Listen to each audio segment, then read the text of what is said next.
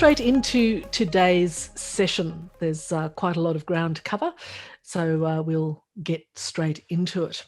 So today we're going to pause on where we're standing in the freight situation. Currently, we're going to be looking at some freight management strategies, some cost-saving strategies, rethinking risk management, and we're also going to look finally at supply chains. And of course, if you have any questions, feel free to post those, as always, in the chat box. So where are we in terms of freight today? Well, starting off with air freight, of course, the aviation sector is integral to many freight supply chains, and certainly very much so for the high value sector and also the sensitive goods sector, which is what we are focusing on today. Air freight represents a relatively small portion of Australia's international freight task by mass, only about 0.1%. But that 0.1% by mass represents around 20% of trade by value, which is actually extraordinarily high if you consider that that is 20% in the total trade from Australia, which of course includes things like commodities, etc. Some agricultural sensitive high value exports, of course, highly dependent on aviation, with, for example, almost 80% of all seafood by value exported by air. IATA figures, the latest of which were released for April 2021, tell us that the global monthly demand, which is cargo ton per kilometre, was up by 12% compared to April of the previous year. Capacity remains, of course, at 97% below pre-COVID levels because of grounded passenger flights. Dedicated freighter capacity rose 26.2% in April 2021, and that's from 2019, while belly cargo capacity decreased by 38.5%, so a net loss in capacity. Recent announcements by Prime Minister Scott Morrison have strongly indicated that international borders are likely to remain closed indefinitely, which of course will exacerbate the shortage of belly space in passenger aircraft and result in even higher air freight costs. For those companies that are highly reliant on air freight, like those of you who are attending today, there is, of course, the International Freight Assistance Mechanism, or IFAM. The IFAM is a targeted support measure that was put in place by the Australian government to keep global air links open in response to the ongoing effects of the COVID-19 pandemic. And this happened towards the beginning of last year. Now, on the 11th of March this year, the government announced a further $112, almost $113 million in funding to extend the IFAM to the end of September 2021. So that gives you a little bit more time to adapt to the new international trade environment. But of course, September is not that far off. And that means that all companies reliant on air freight really need now to be looking at ways to minimize cost, ways to maximize efficiencies, so that when the IFAM runs out, you are prepared. Now, just touching on IFAM and what is covered in the program. So eligibility for products supported by IFAM is determined by a set of overarching principles rather than specific commodities. So it's not limited to certain goods, it's limited to goods that meet certain criteria. And these principles determine eligibility based on Australian made or Australian produced products, and that's very important, Australian made or Australian produced, and these products need to be high value and time sensitive and reliant on air freight due to perishability. So if you have to use air freight to get it somewhere, there is no other option for you because your goods are high value, time sensitive, and they will spoil, then IFAM is for you.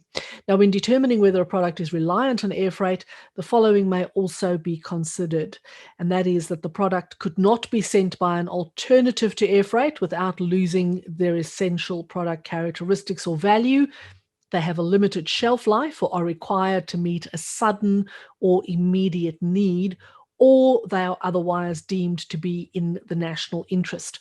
So there's a lot of grey area in these eligibility criteria. I suggest you go to the website and have a look in more detail, and you can put in certain parameters and see whether your products will indeed qualify for IFAM assistance.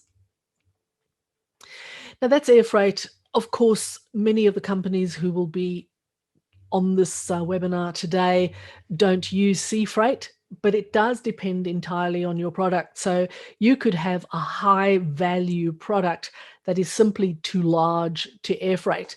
Let's say, for example, you're in the mining machinery market. Large, very heavy products can't be air freighted, but nevertheless meet the high value criteria. And then, of course, sea freight is the only option. So at the moment, top 10 carriers now operate 85% of all global shipping capacity.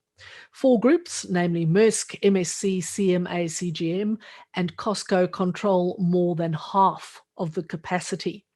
The top 7, including Hapag-Lloyd, One, and Evergreen, control 78%. So what does that mean? It means that there are very few alternatives when it comes to shipping. These major lines control all shipping and therefore control all pricing. They also control the rules and regulations under which containers are uplifted, moved empty, etc. So these are all things you need to take into account when you are air freighting, because it does mean that your options are more limited today than they once were. So some things to think about when you're thinking about where we're at today in terms of freight. Interconnected and lean supply chains. It's proven that just-in-time systems are really just too fragile in the current environment. Increased buffer stocks are almost a must, and that means both in and out. And the need to respond to market demands remain as quick as possible, of course, but now you need to weigh up whether make to stock or make to order is the way for you to go. There was a time when make to order was absolutely the way. Now make to stock might in fact be inevitable. There's also a much greater increase on managing costs and risks. The focus has shifted almost entirely to management of cost and risk. You need to consider your forwarder. Your forwarder, of course, is your partner, not your enemy. And many companies have come to the conclusion that forwarders are really just a way for them to lose money, and that actually isn't true. You need to make the best use of all the available services that you have, and that includes your freight forwarder services, but it also means that you need to take into account government services that might be available for you to help cut through some of that red tape, to help you improve your efficiencies and your costs. Packing and order quantities need to be reconfigured, and you need to think very thoroughly about those, and we'll look in more detail at that a little bit later on today. Also important to rethink some risk management, particularly around those delivery terms. And again, we'll be touching on that a little bit later, and updating your force majeure contract clauses. So let's look now at some freight management strategies. If you appropriately manage your freight and you have proper strategies, so you don't just react to forces, but you're actually prepared with a well thought through strategy, it will be a source of competitive differentiation. And in fact, it will help your bottom line. So those financial performance indicators will definitely improve too. Cost is a very important reason to ensure that you have a robust freight management strategy. The costs of both inbound logistics and outbound logistics both poor performance and your supporting organizations all add up. And if every link in this chain is in order, you will find that your cost will improve dramatically.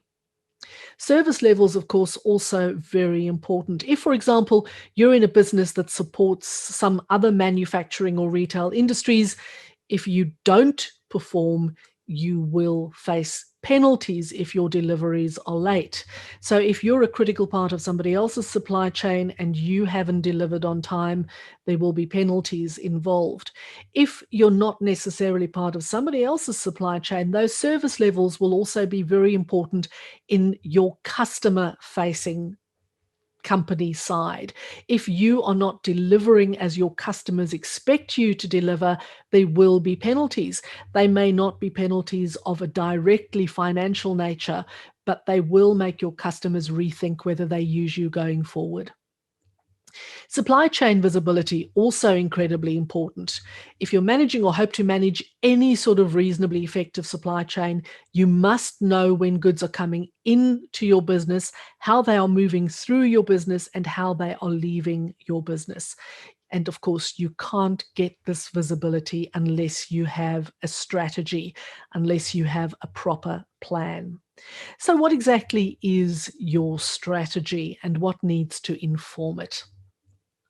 So freight management strategy, there are several parts, several components in freight management strategy, and they include all the things you see in front of you on the screen. And we're going to look at some of those in more detail now. First question, insourcing or outsourcing, and to what extent? You need to consciously and objectively decide if you best service by managing your freight yourself, or a component of your freight yourself, or outsourcing all or a part of it to someone else. It has to be a strategic decision. It shouldn't be something which you do by rote. And if it's something you have done up to this point, one way or the other, now is the time for you to reconsider what you do, why you do it, and how you do it going forward. If you are going to take charge of your freight and logistics yourself, you have to be prepared to invest properly in the organization, your systems, your processes, how you are going to manage cash flow and capital investment. All of those things go along with a proper freight management capability. Now, if freight management is not a core competency for your company, and it probably isn't because you're not in the business of freight, you're in the business of making and selling things or providing services, then you should consider outsourcing. Of course, this doesn't mean that you don't manage the day-to-day scheduling or the carriers. It does mean that you gain industry expertise, greater spend leverage and lower costs, and ready-made supplier relationships, extended scope, and electronic connectivity. Your organization, key component in any freight management strategy.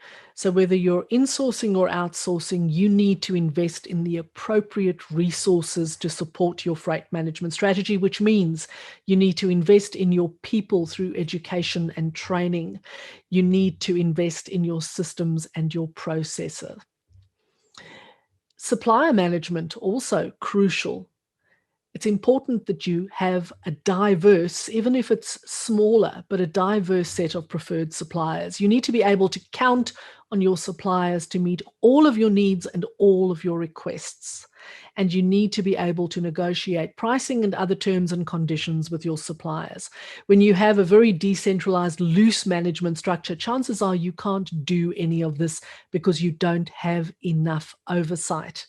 If you've got a proper strategy, you know exactly what you need to make your business profitable on the supply side. Depending on the size of your company and the location of your suppliers, your facilities, your customers, you want to think very carefully about the mode that you use to transport. So mode management, key component. You may need to use some combination of road or rail, which of course is the way you get to the port in the first place, whether that is a seaport or an airport. Sea, which is not that likely in today's session for the current companies, unless, as I mentioned at the start, you have high value items, but they happen to be really large industrial scale items, or air transportation. And in the case of air transportation, the decision you make is whether you go essentially passenger aircraft with belly space for freight, or whether you go dedicated freight aircraft. You need to choose the most appropriate mode for your needs, and you need to be as flexible as you can be. The more flexible you are, the better the price that you can negotiate. And you need to be right in the thick of it with your freight forwarder making these decisions. End-to-end supply chain visibility. Proper supply chain management means that you need to have visibility of goods throughout your supply chain. You need to be able to track the provenance of every item in your supply chain. Where do your supplies come from? Where are your products going? Do you meet regulatory requirements all the way along the chain? And that also means that you need to be able to access crucial data around your supply chain, and you need to be able to do that wherever and whenever. And that means not just when you're sitting at your desk in front of your desktop. It might have to happen in the wee hours of the morning, and you might have to be able to do it on your phone. And that is crucial. So connectivity at all times helps you with your visibility. Your customer expectations, particularly in the high value and sensitive goods space, is crucial to the way in which you are going to set up your freight management strategy. So, for example, just-in-time manufacturing means that you need to dispatch goods very quickly, perhaps within an hour or within hours of receiving a pull signal from your customer. If you don't, you could face penalties, and that has a knock-on effect on the whole of your strategy. The inability to ship and deliver quickly to your customers might see them going to your competition. And remember, the competition could be local to your customer. That means you're in Australia, your customer might be in the United States, but the competition that you're facing could be United States based, or indeed Canadian or Mexican, a lot quicker and easier for them to get there. If that's the case, what is the way in which you manage your customer expectation? How quickly can you get goods to them? And if you cannot get goods to them quickly in the current environment, because again, if we take the example of the United States, there are so few flights, 3 flights a week to LAX now, compared to several flights every day that would connect you to the North American and South American continent. You need to find other ways to keep your customers on side. And that could be pricing. It could be in sweetening the deal with other things that you add in, for example. If your customers expect you to wear any freight price increases, this of course can affect your bottom line. So consider how you rein those costs in or offset them. A little while ago, we ran some case study sessions where we talked to exporters about how they are managing some of the costs around their freight. One of them has chosen not to pass any of the costs onto their customers. They are simply absorbing those costs and taking a knock on their margin. That is a decision that you can make. Another one is in the very high value area, and a small increase in costs doesn't affect them at all. A large increase in costs, they can pass on to the customers, because even a large freight increase doesn't affect the overall price, which is already really high. Meeting expectations may mean that you need to explore new capabilities. So you might need to look at drop shipping, example, from your suppliers directly to your customers. So if you're a jewelry seller, for example, and a manufacturer of jewelry, perhaps your manufacturing base, even though you own it, is not in Australia. It might be, for example, in Thailand, and your customers might be in Singapore. It might make more sense for you to drop ship from Thailand to Singapore rather than get those goods from Thailand into Australia and then for you to send them to Singapore from here. You might also want to look at cross-docking within your facility for fast turnarounds. Real-time freight and logistics industry dynamics have to form a very important part of your freight management strategy. COVID-19 has shown us that things change dramatically in the sector. And of course, it's not just COVID-19. There have been other recent freight disruptions. In the Suez Canal, for example, we all watched with bated breath as that freighter was stuck. So find ways in which you can constantly be on top of potential disruptions within the industry. Any disruptions will impact the rates that you have to pay for freight and logistics services, and it will also affect your ability to deliver goods to your customers. That means your team needs to be there. They need to be aware of what is going on in the industry at all times, and there need to be mechanisms in place for you to cope with any of those significant disruptions. Proper planning and advanced visibility, absolutely crucial.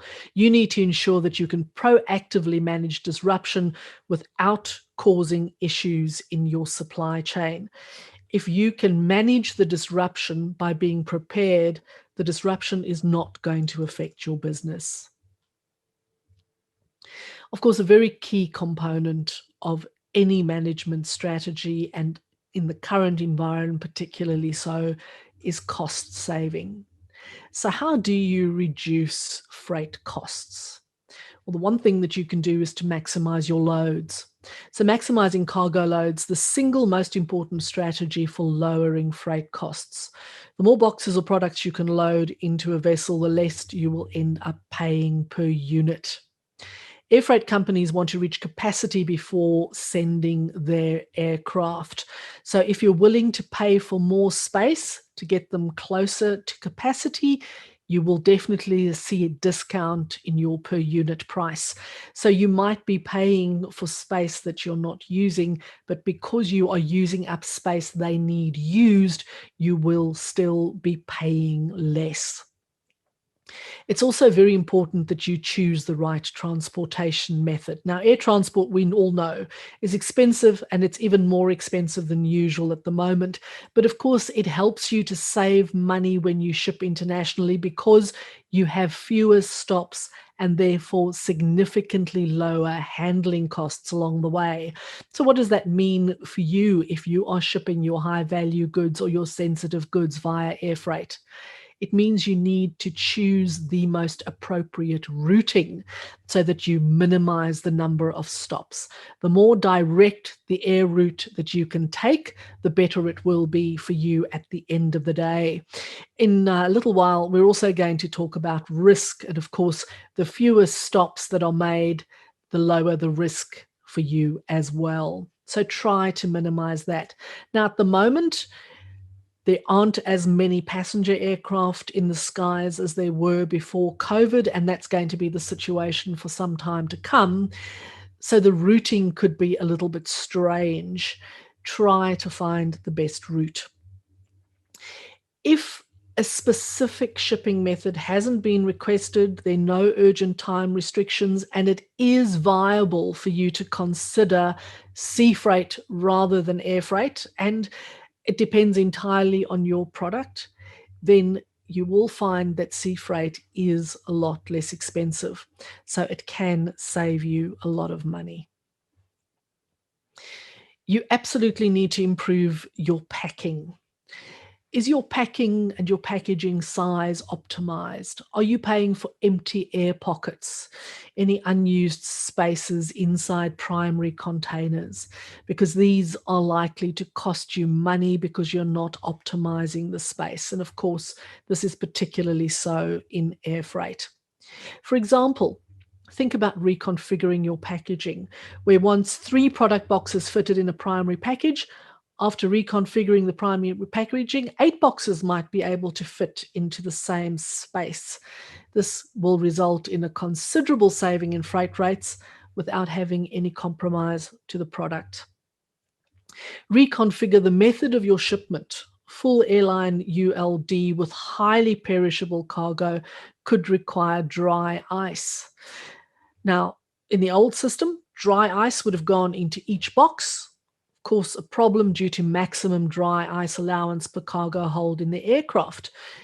New systems let you line the container with bubble wrap plastic, a polystyrene inner lining, and you can chill the whole thing in the freezer. Pack the product in the freezer with a layer of dry ice on the top, no loss to integrity, easier handling by the airline, and reduced freights. Bottom line, think and rethink everything that you have done to this point. The world has tilted slightly on its axis as a result of COVID. That's also a really good place for us to stop and pause and take into account what we have done to date, test the efficiencies, and change what we do going forward. Manage your schedule.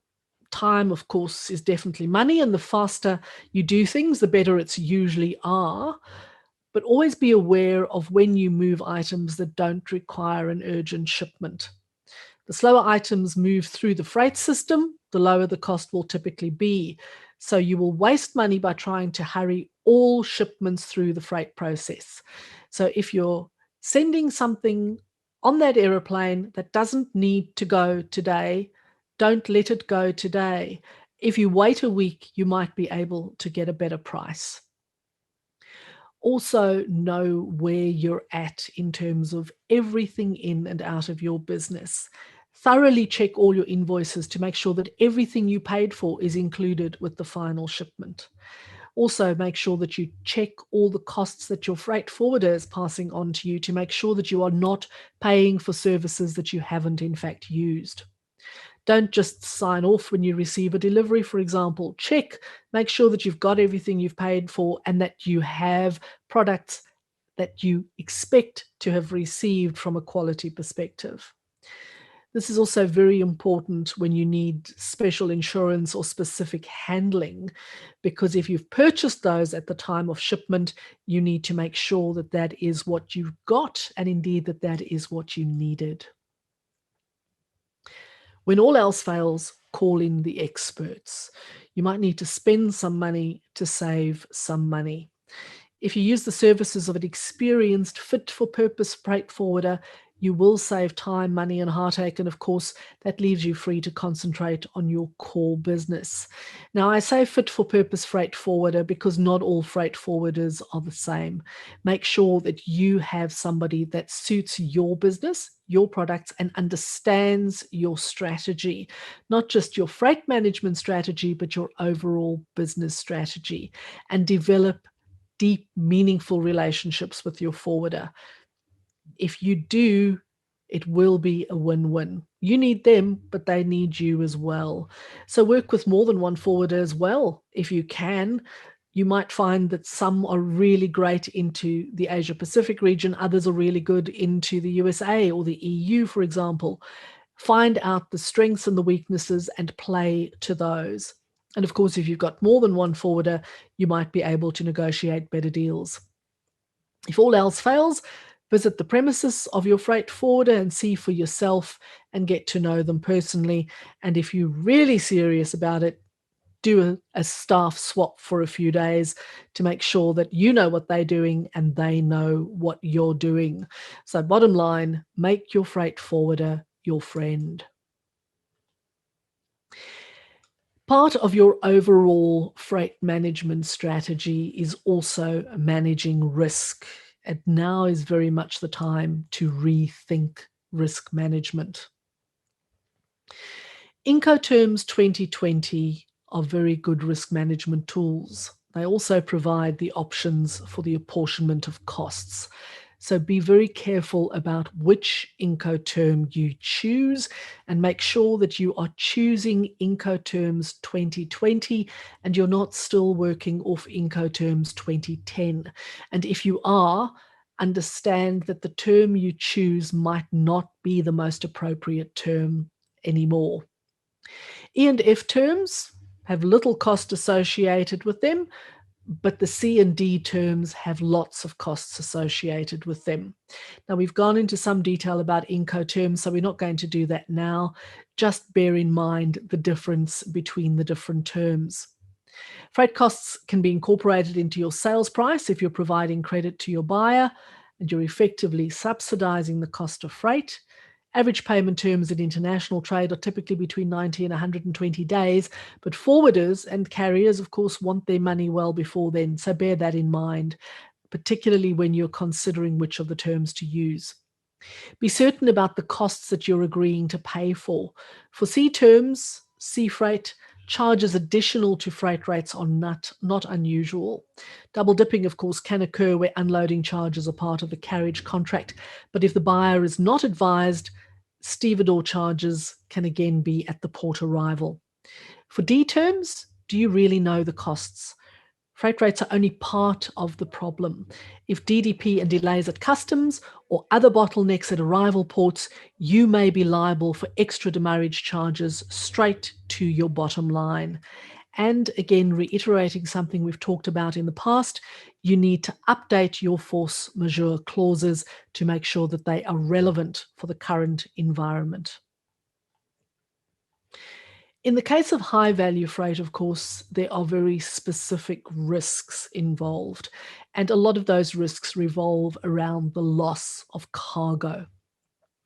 Shipping cargo of any kind requires taking certain precautions to ensure that the shipment arrives at its destination safely.